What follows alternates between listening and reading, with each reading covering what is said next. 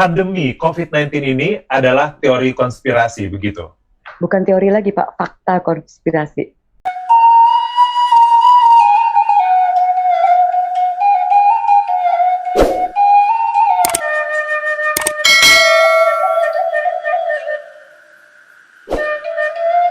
Assalamualaikum warahmatullahi wabarakatuh. Dun sanak kasadonyo dimanapun berada, semoga selalu dalam keadaan sehat walafiat dan dalam lindungan Allah Subhanahu wa Ta'ala. Amin.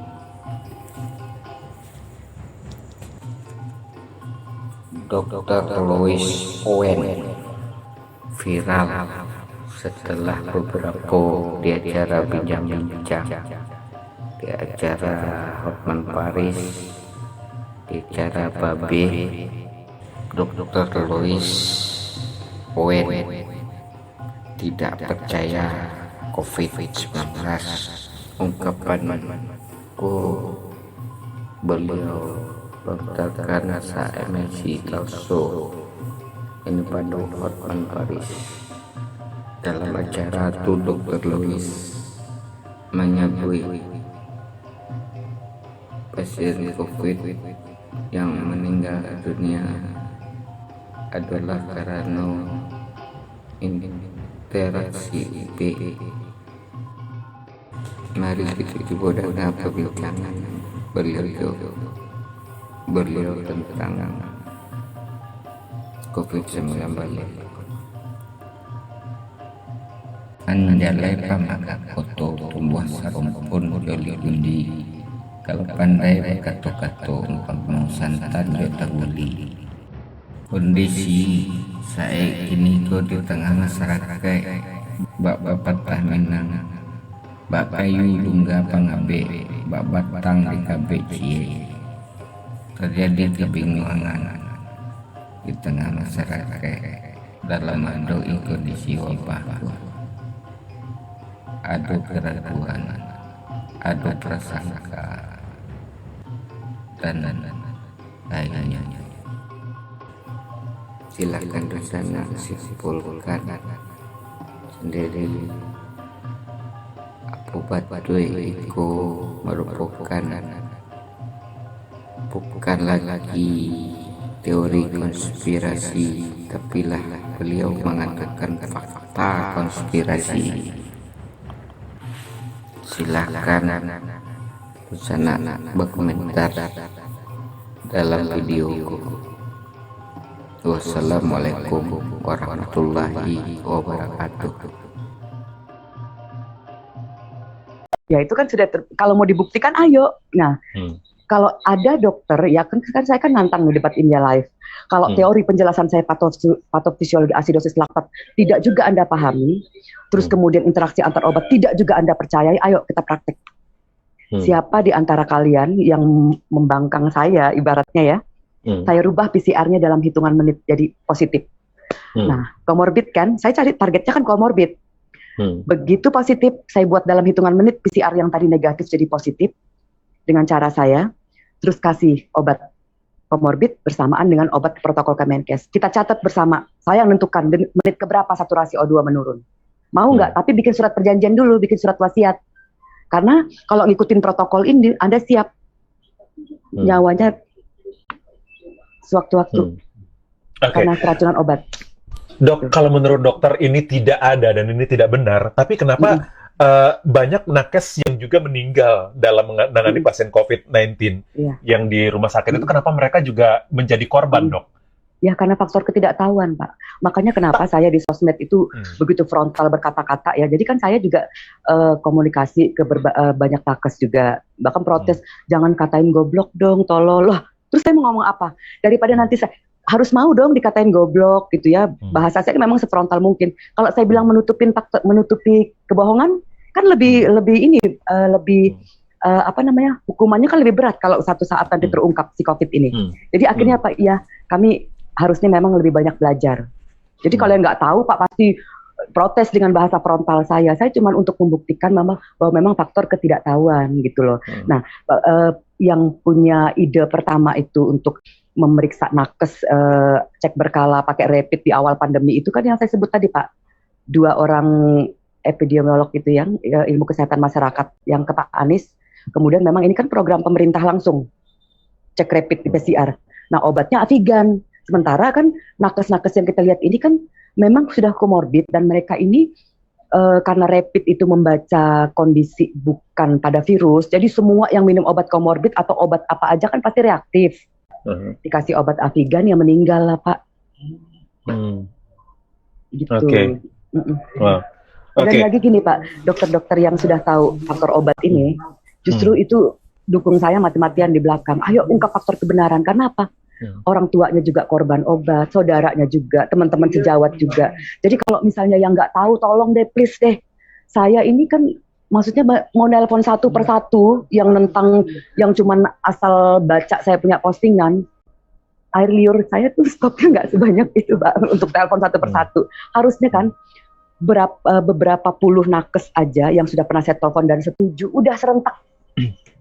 Setuju lah sama saya gitu, nggak usah bikin alibi masing-masing, persepsi masing-masing.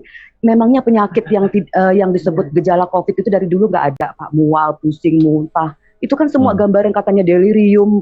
Kok delirium kok dibilang gejala khas virus? Yang paling aneh itu anosmia loh Pak. Jadi sekarang tuh teror satu. Anosmia itu gejala defisiensi, kekurangan vitamin B kompleks pada orang yang diet vegetarian. Jadi kurang konsumsi makanan hewani, protein itu kan kekurangan vitamin B itu. Itu yang terjadi pada Melanie Ricardo menurut dokter. Iya, jadi kan Melanie Ricardo ini kan lagi diet ketat, jadi kan vegetarian ya. Nah kemudian kan yang dia katakan gejalanya parah sekali itu mungkin seumur hidup dia nggak pernah Pak ngerasain yang namanya vertigo. Vertigo yang mual, pusing, muntah. Coba tanya ke dokter-dokter yang biasa nanganin vertigo. Memang buat pasien itu terkesan ini penyakit ini membahayakan, ya kan? Nah, padahal itu hanya kekurangan vitamin B. Saya nggak dikasih tahu sendiri Pak, kalau pengacara itu kalau bertanya kan bukan bertanya, tapi interogasi, seperti menekan kan. Ngomong faktor obat, kamu bikin dulu penelitian, bikin penelitian masa. Saya mau ngomong, saya itu bukan bagaimana ya? Saya bilang saya mau ketemu karena saya mau menawarkan cara membaca rumus temuan baru saya tanpa perlu penelitian. Ini rumus mahal loh Pak sebenarnya.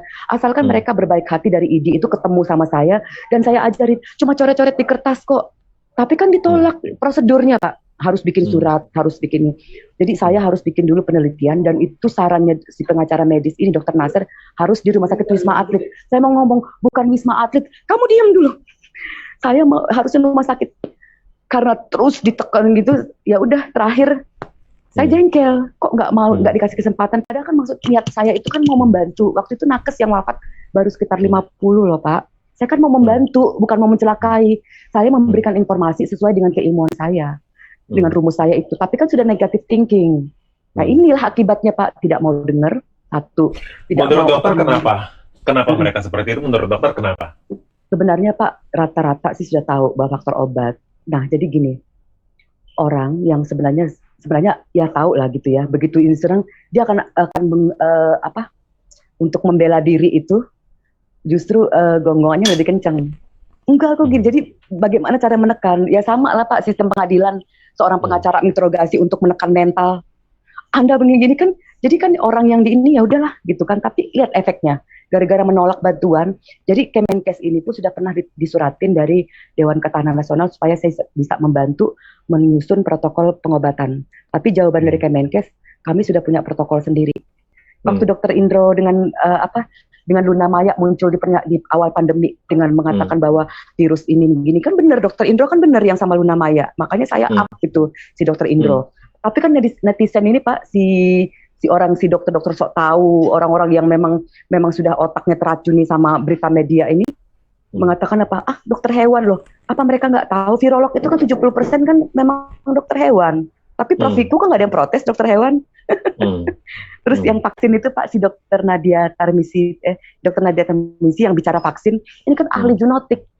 Bapak tahu zoonotik itu ahli jadi vektor, ahli penyakit menular hewan. Jadi seperti misalnya malaria hewan. Loh kok ngurusin manusia dengan vaksinnya?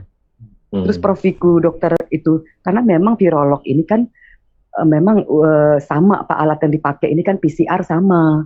Nah, terus kalau kita mau tahu asal mula virus ini pertama kali ditemukan di dunia, itu kan oleh ahli tumbuh-tumbuhan. Makanya peran IPB, si Berry Juliandi dengan alat PCR ini, itu kan mereka IPB, Pak. Jadi tanggal 28 Agustus kan saya sudah dibantu nih Pak, dari waktu saya telepon Dokter Istianti dari Farmakologi FKUI. Coba Louis, karena saya tahu ini faktor obat dan saya jelaskan dokter, coba kamu ini ke mikrobiologi korelasikan. Dan hasil surat mikrobiologi ini kan sudah pernah saya kirim ke Dokter Daeng nggak bisa baca. Dan itu tanggal tanggal berapa Agustus itu, tanggal 12 Agustus kan ada pengumumannya. Maijen TNI Dr. Daniel mantan Kapuskes, bahwa rapid dan PCR tidak pernah direkomendasikan untuk pemeriksaan COVID. Tapi kan dibantah 2 hari sama apa? IPB, Berry Juliandi. Karena memang mereka kan memang ini PCR, Pak. PCR ini kan dipakai dokter hewan juga, dipakai dokter ini. Coba tanya Pak, coba buka sejarah deh.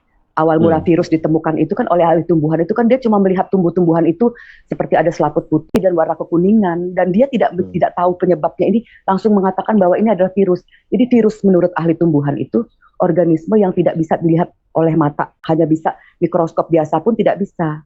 Jadi tidak pernah ada sebenarnya yang membuktikan virus yang bentuknya bola-bola dengan cantel-cantel itu tuh sebenarnya apa sih? Ya kan dari swab ini, kalau memang benar dari swab nasofaring ini memang benar virus, kenapa tidak ada yang berani dengan swab ini terus cari dong bentuknya yang bola cantel-cantel itu di mikroskop, ketemu nggak ada orang seperti sesuai teori virus, bahwa virus itu katanya kalau di luar ruangan berbentuk seperti kristal. Dan saya tahu kristal itu apa Pak, itu ilmu lebih lanjut ya. Gitu. Oke. Jadi dengan sekian menit kita ngobrol, hampir 1 jam ini kita ngobrol. Jadi menurut Dr. Louis, pandemi COVID-19 ini adalah teori konspirasi, begitu? Bukan teori lagi Pak, fakta konspirasi. Oke. Ini adalah fakta konspirasi. Oke, baik. Ada belakangan muncul lagi nama Bill Gates di dalam ini. Ini kaitannya apa, Dok? Nah, ada kaitan apa kalau kita bicara soal tentang konspirasi? Ada kaitannya saya tanya, apa? Pak, si Bill Gates ini kan ahli virus komputer. Kok ikut-ikutan ngurusin virus pada manusia? Ada apa? Ada apa? Ada apa gitu? Menurut dokter ada apa? Ada apa?